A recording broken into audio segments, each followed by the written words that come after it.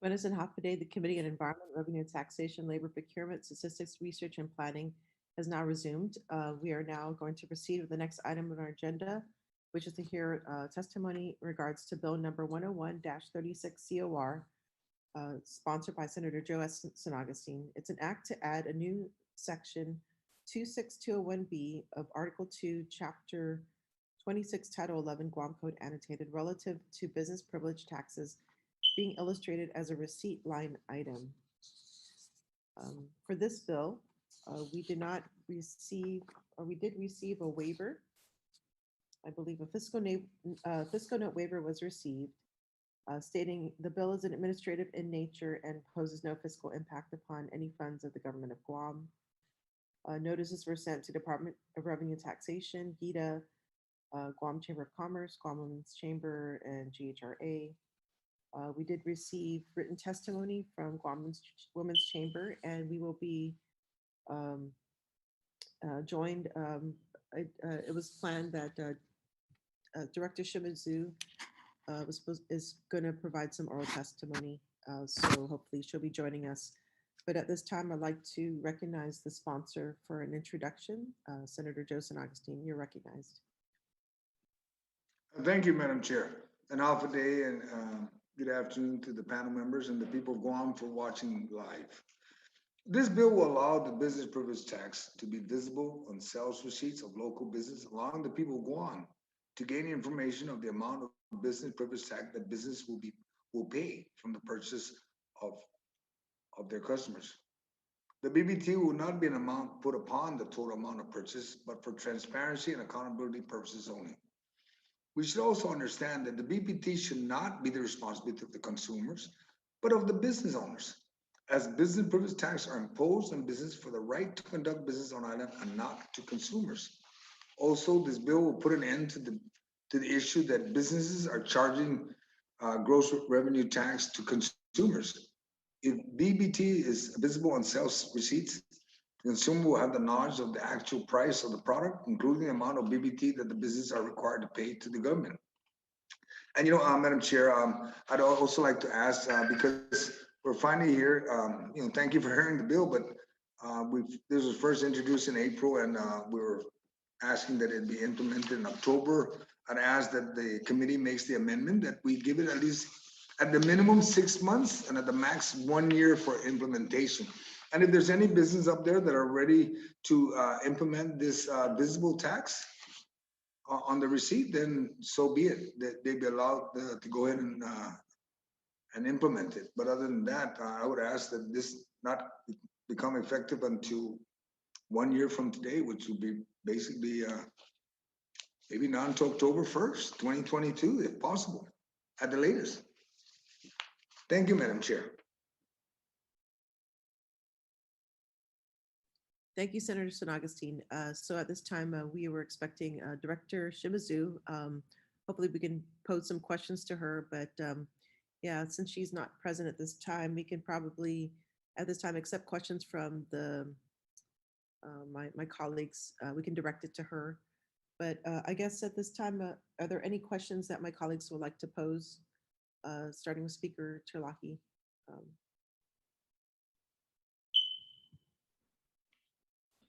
Thank you, Madam Chair. I did want to ask the director.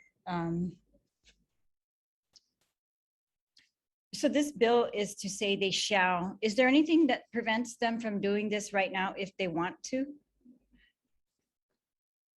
show the amount transmitted to the government? I see this on some receipts. That's why I'm asking. Madam Chair, I'd like to comment that it is seen on the subway, and it's also, I think at one point Macy was doing it, but Macy was actually adding it on to the cost when they're not supposed to. It's just supposed to reflect that cost. And you're right, Madam Speaker. I'm actually asking that if anybody wants to do it today, do it. But at the latest, because there were some businesses that called me. I've got a call from Chamber of Commerce, and they said that can we delay it by at least 6 months to a year? I said even a year is good, because there's some mom and pops that won't be able to implement it today or even Right. 6 months from now. That's So the reason why. This mandate, yeah, plus this mandates them to show it. And I guess I just want to know, I wanted to ask her if mandating businesses to show this BPT, does that help revenue tax in any way or not, you know, in really collecting? I also wanted to ask them, right now, we have many exemptions to BPT. And so this is something that businesses who supposedly are not exempt from BPT are going to have to show. I would ask that if we're going to start accounting for BPT on receipts, then maybe we ask every business who, also those who are exempt, to say they have been exempt from BPT. I mean, I guess I need to know from her how this helps her in her collections. We've also made exemptions for small businesses, right, through the Dave Santos Act. Well, we have exemptions for banks, we have exemptions for wholesale companies, and, you know, others, like outright exemptions from BPT altogether. We also have exemptions up to certain amounts, right? But this bill requires that they're going to show the amount that will be transmitted. And I think that with some of the exemptions that we've made as to amounts, depending on what, you know, their revenue is and other factors, because they have factors that are involved, that I don't think these businesses know the amount that will be transmitted necessarily, because, you know, in advance. They will know at the end of the month whether they still fit within the exemption or not, you know, that type of thing. And so, you know, I wanted to know about that. We were also told that the small business exemptions that we've made, you know, where we reduced their taxes down from 5 to 3 for many businesses, that those were 90% of the taxpayers, or the business taxpayers. And so that would be a huge number of people. So again, I guess I really just, I was trying to, you know, I did read the Macy's case. I don't think it's relevant to this bill. I read that there's also a pending case with that the AG had filed against another company, I think GTA, and I asked for a status on that, and all they said that it was in the pre-trial stage, pre-trial discovery stage. So, you know, yeah, I guess I would really like to have the AG's opinion on this, and very much revenue and taxation as to what benefit is this bringing to them? Is this going to help them in their collections? Right now, you know, from what they've told us, the mandatory online BPT filing has really been helpful and allowed them to really monitor on a real-time basis these types of taxes. So, but otherwise, thank you, Madam Chair. Thank you, Madam Speaker. Yes, those are some, a question I had was as far as the exemptions that we were giving, how is that going to be implemented, as well as is there an enforcement action should businesses not be posting this, as well as will there be fines for businesses who fail to apply this requirement? So those are some of the questions that I have for Mr. Director Shimizu. And will it cost, I guess, the additional cost to businesses, will this be an additional cost to them? But I guess that would be for the businesses, not so much for her to answer. Okay, so I'd like to recognize Senator Taitague if there's any questions that, you know, she'd like to pose or comments. Thank you, Mr. Chair. Madam Chair, you know, I remember something like this was trying to be proffered a while ago, if I'm not mistaken. There was a big pushback of this from DFS at the time, if I'm not mistaken. They thought that because of tourism, it's going to not be that, you know, tax-free zone that they had talked about. And it met with lots of opposition from them. I'm surprised that they're not here today, you know, to even make any kind of comments. And I think we should at least reach out to them. However, you know, I do feel that we should have this type of transparency, you know, especially for our public. And of course, my concern too is what type of companies or businesses will provide this information. For sure, retail, you know, on the onset, retail, and then maybe hotel. But if you're looking at people who rent apartments or condos and stuff like that, I mean, to put something, a PPT on that might be difficult. The concerns about, you know, those that are exempt that the speaker brought up is a huge concern, but Also, I mean, what stops if this bill does come through, that companies now will increase their prices by adding that 4% when we already know they're doing it currently right now? You know, for instance, you go into any supermarket, you know, and whatever the price is, they've determined they're going to incorporate that 4%. So I'm hoping that this is not going to be an increase of prices, you know, and we're going to get the same price they charge us today. And then if this bill comes through, we got the same price, and then now they added the 4%. So that's a big concern, to make sure that this doesn't happen. So I'm looking forward to this. And, you know, I agree that one year from now might be amenable, you know, to moving forward. And in that time, we can actually discuss, or even before that, we can have a round table and discuss this, you know, to bring everybody to the table. But I just don't want to see these the retailers out there increasing their products today from what it is today to the 4%. That's a big concern, you know, to show that. But thank you, Madam Chair, for the opportunity. Okay, thank you so much, Senator Taitague. Senator Toniata, do you have any comments at this time? Thank you. Just comments, Madam Chair. You know, I thank you to the sponsor for introducing this legislation. I think maybe my only concern would be holding it off for 1 year. And I think my colleague, Senator Taitague, brought up that great issue. So it would give them 1 year to adjust their prices so that they can incorporate the you know, the BPT, right? And then show it as a tax. But I think if we give maybe 90 days instead of 1 year, then, you know, we'd be able to get this. And I don't see anything wrong with showing a visible tax. I think that as long as they know that it's already being paid for, but you know, it's visible, it's transparent, and what companies out there are actually paying BPT. And I think that would give a greater sense of, you know, who is and who is not paying, and who the government is collecting from, and how much the government is collecting in taxes. Thank you, Madam Chair. Thank you, Senator Ada. Senator Blas, you're recognized. Thank you, Madam Chair. Nothing at this time. Thank you very much. All right, thank you, Senator Brown. Regards to Bill 101, if you have any comments, Director Shimizu is not available at this time, but if there's any comments you'd like to make. Thank you very much, Madam Chair. I don't have much comment. I mean, I certainly appreciate the input of our other colleagues with regards to this. I don't object to the transparency of putting the tax amount, but again, I also concur with some of our colleagues. We certainly don't want to see businesses increase their price by that 4%, you know, to add on, and then it ends up costing our consumers more. So hopefully at some point we can get some feedback by Rev and Tax, and that would be very helpful in further deliberating this bill. But thank you very much for the opportunity to comment. Thank you, Senator Brown. So at this time, I'd like to offer the floor to the sponsor for any closing remarks. Thank you, Madam Chair. And just to comment a little bit on what my colleague brought up about DFS down in the tourism area, that was in reference to the sales tax that they didn't want because it would impact the tax-free zone. And at that same token, we did remind them that back then, they could have bought the item, then have it delivered to the airport, and then they would be tax-free. And then that was not a problem. But that was reference to the sales tax.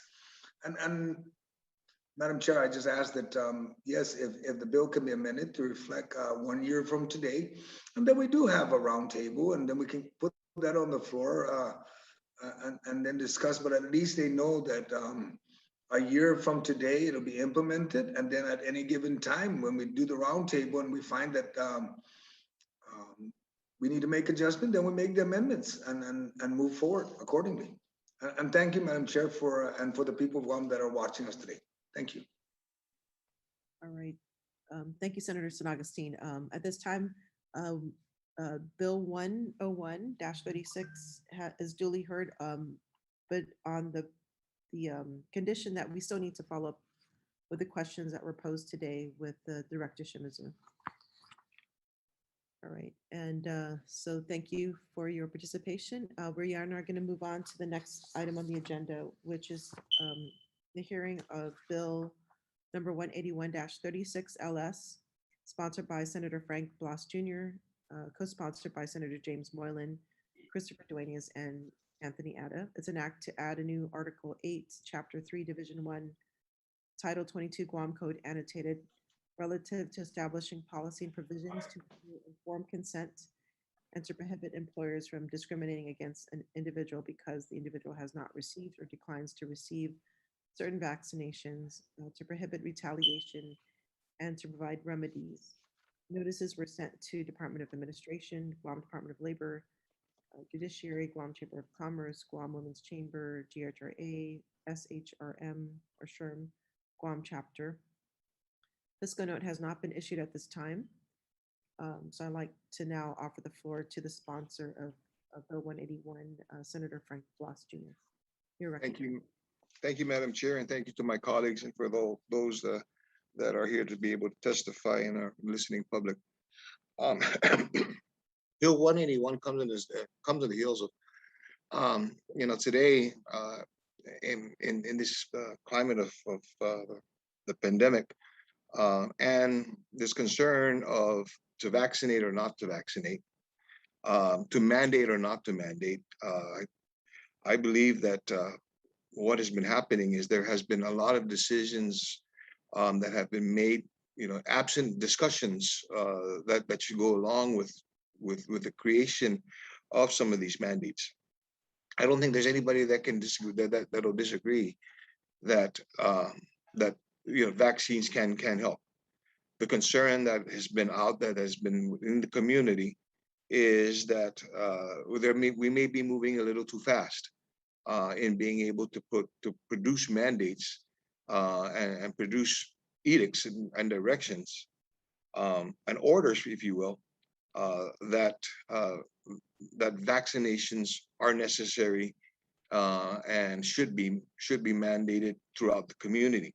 What this bill proposes to provide, first off, is that halt for a little bit with regard to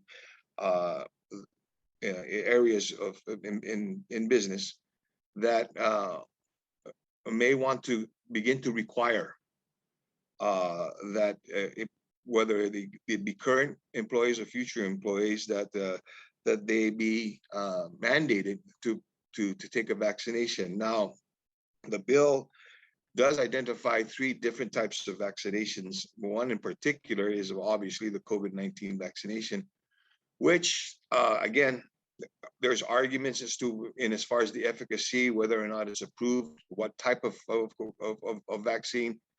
Those are discussions that continue to need to be occurred. Should it be mandated? It is the opinion of myself, as well as I'm sure many of them, my co-sponsors, that this continues to be something, a discussion that we need to have as to whether or not it should be mandated, whether it be in the private sector or the government place.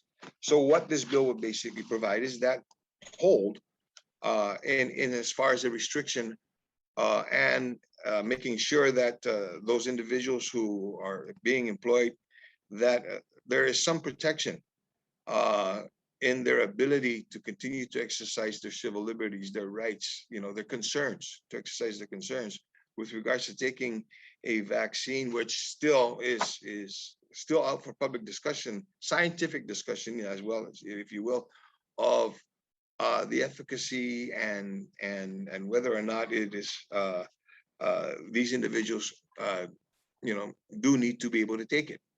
Okay, that's a discussion that should be left in as far as an individual's personal concern. Okay, and so what this bill basically provides is that hold in the form of a restriction. And so I'm asking my colleagues for their support, and I'm in this hearing. I hope to hear some discussions for or against, and move forward in this discussion, and hopefully move forward in the bill that will help to address those concerns. Thank you very much, Madam Chair. Thank you so much, Senator Blas. So now I'd like to read to the record the testimony of Director Dave De La Sola's testimony. So he's not able to join us here today. So he states, I am providing the legislature with the federally established practices and guidelines for employers and our department to follow during COVID-19 pandemic. These policies are from the Centers for Disease Control and Prevention, the Equal Employment Opportunity Commission, and the U.S. Department of Justice that should be considered by the legislature. 1, federal laws do not prohibit employers from requiring COVID-19 vaccinations. Both the CDC and the Equal Employment Opportunity Commission said that federal laws do not prohibit employers from requiring COVID-19 vaccinations.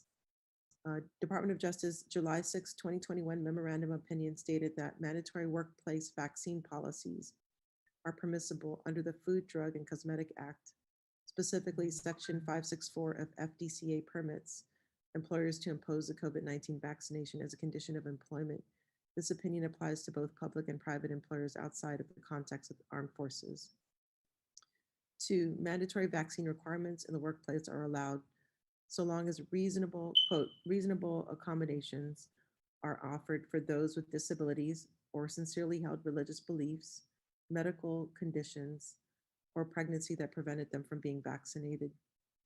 3, employers are allowed to ask about workers' vaccination status and require proof, but employers must keep the information confidential, and it is not in violation of the Health Insurance Portability and Accountability Act, known as HIPAA.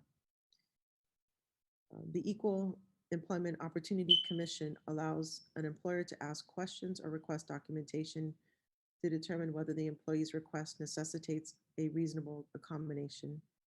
And 5, the Department of Justice emphasized that vaccine mandates are not coercive. They do not strip employees of their rights to refuse a vaccine or not. Employees can freely choose to accept or refuse a COVID-19 vaccine, but will need to work elsewhere if they refuse vaccination against the employer's policies. The Guam Legislature's Bill number 181-36 LS sets a policy that is not only contrary to the above, but also to the President's executive order, the Pentagon's orders for the military, and policies set by our executive judicial branches in relation to vaccinations. Additionally, emerging federal policies may likely conflict with provisions in the bill, and if passed, this bill may present unintended consequences to activities which are federally funded. I therefore cannot support this bill in its entirety, especially since it may be premature and unnecessary in light of emerging federal policies, federal law, and anticipated federal litigation. Thank you for the opportunity to submit testimony on this bill, and feel free to contact me if you should have any questions. Director David Del Sola. So that is the testimony provided by the director. We do have another person here to testify.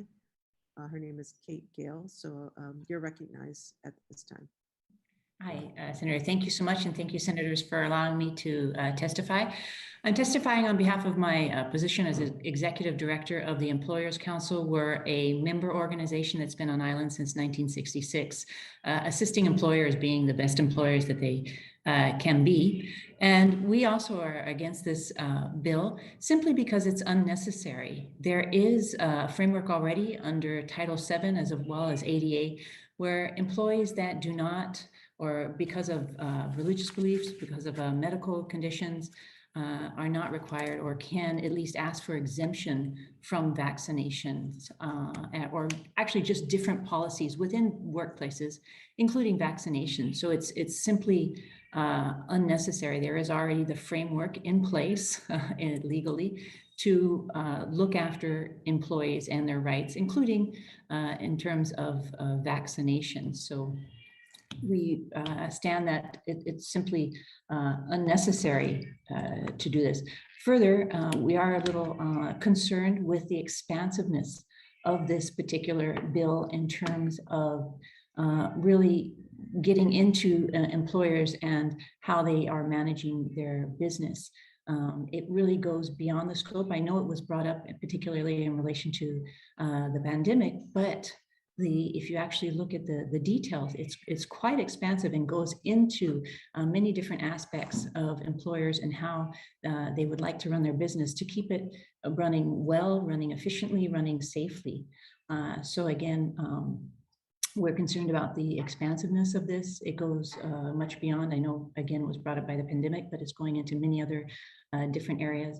And when considering the concerns of the employees, again, there's already legislation in place that looks after employee rights that would suffice and cover what this appears to try to be covering. So we just see it as unnecessary legislation. We'd like you to consider that, not just about the pandemic, but what is written into it that would carry much further beyond and into other areas of companies and how they're trying to run their businesses. Okay. Thank you for your testimony, Ms. Gale. Thank you. So we don't have anybody else signed to testify, but we did receive written testimony from Janora Kadiasing, Julian Jansen, as well as the Guam Women's Chamber of Commerce.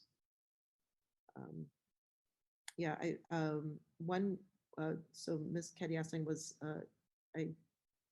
she had concerns about the vaccinations. And the other two, Mr. Jansen and Guam Women's Chamber, they raised some concerns about the bill. So I think at this time, I just want to open the floor to my colleagues if there's any questions or any type of conversation. Speaker Terlahi. Thank you, Madam Chair, and thank you for Ms. Gale for testifying. And I saw the Department of Labor's testimony, but I didn't get the one from Janora that you were talking about, so I will look for that one. But I'm really just here to listen on this bill. I think, I want to make sure that we are hearing from the employers themselves as well as the employees, because this affects both of them and how they're able to manage their businesses. So that's all. I have no questions. Thank you, Speaker. Senator Tony Adda, if you have any comments, questions at this time? No questions, Madam Chair. Thank you. Thank you so much. Senator Taitague? Thank you, Madam Chair. I was hoping that we'd have Department of Labor here, especially providing some kind of information like this. He should be here at least to answer our questions with regards to this. It was funny, this morning I went to take a blood test and I was reading on the display there about, the virus and how antibodies are created. And so my concern too, are how about those people who've had COVID, already, and they've had the immunity and the antibodies. And I was reading how pathogens and antigens and how they're created. And we're finding out through science that they are more protected than anybody who could be vaccinated. And even if they were vaccinated 3 times, much more. So what do you do in those circumstances? I mean, we had Ms. Gale earlier talking about there are already rules and regulations regarding a person's, religious rights as well, and other, circumstances. Well, I think because times are changing, that should be considered too for those people who've already had the virus, who have the antibodies, and not to be discriminated against. But I think it was just I think, Madam Chair, to have the Director, Department of Labor, to really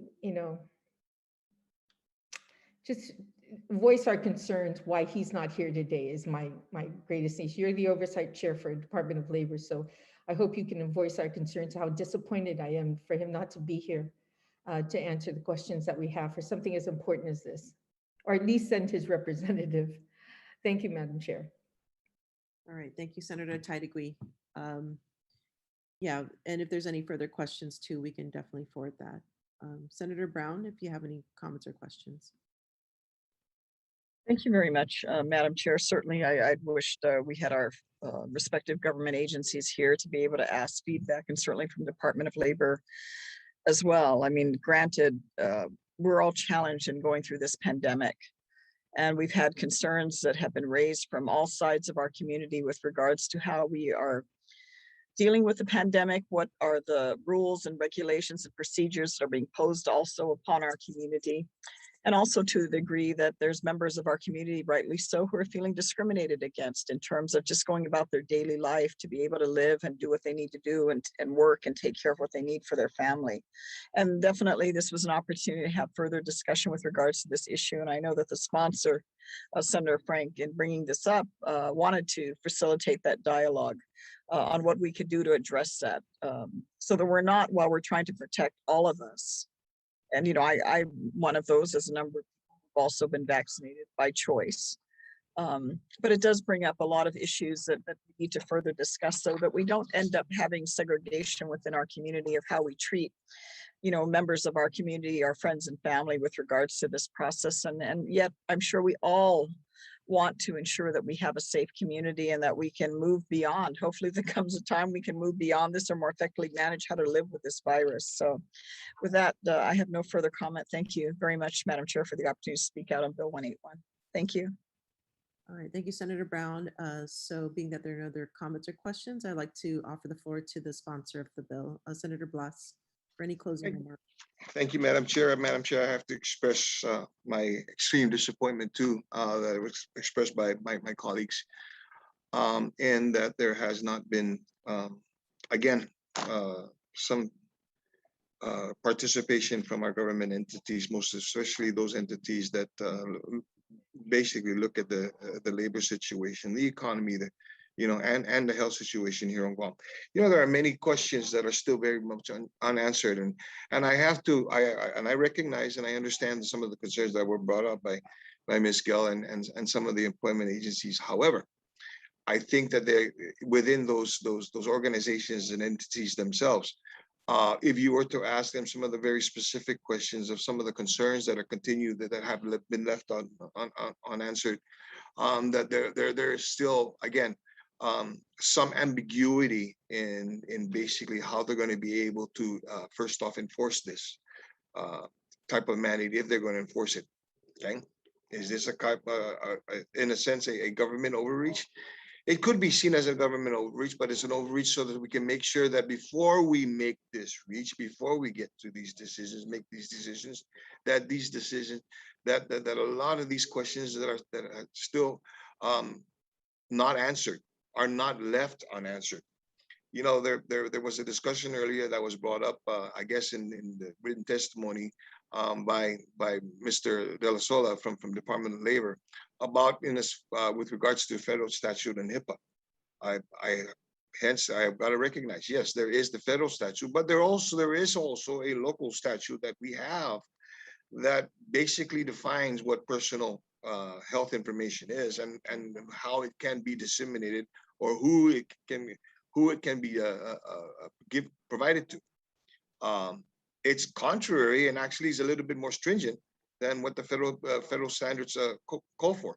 So there is some concern with that. The exemptions, and how are you going to be able to handle exemptions? You know, my colleagues and those that are here, I was recently, the Department of Administration recently, I was hoping they were going to be here. They recently released a 26-page document on just the vaccination and the mandatory vaccination and the procedures. 26 pages, and your government employees are given less than a week, because it hasn't been distributed to government employees yet. Are going to be given less than a week to be able to digest the 26-page document before it even goes into effect. And even in some of those areas, what you know, and as far as what it calls for, you know, Senator Brown and Senator Taitague had brought up the area and the concerns with regards to discrimination, you know, and basically the separation. This is going to happen in our government sector, in our government employees, and what we don't want to see happen is that it happens in the private sector. Okay, then when you're talking about the vaccinations itself, okay, there's still the argument with regards to the emergency use authorization, whether or not these vaccinations are fully approved. Granted, yes, there is one, but there are two other vaccines that have been provided that over 30,000 of our residents here in Guam have already been vaccinated with, that have not been approved. What about them? Well, what about the standards for there? Then when does it stop? When is the mandate going to stop? Is it going to stop when we're gonna now mandate boosters? Is it gonna stop when we finally get to 100%? When is it gonna stop? So a lot of the questions, a lot of concerns, there's still a lot of concerns with this thing. So what this bill basically proposes, and albeit, yes, it's a bill, but actually, you know, we're talking to a legislative body. As quickly as we can enact legislation, we can also work on legislation to repeal it. This is saying, hold on, let's have all these questions asked and answered before we decide to impose this on our people. I'll end with this. We have now an employee, a private sector employee, okay, who has yesterday been told that if she does not get vaccinated, she's going to get fired. You want to know what was holding back on that employee? The concern that she just got married and she wants to have kids.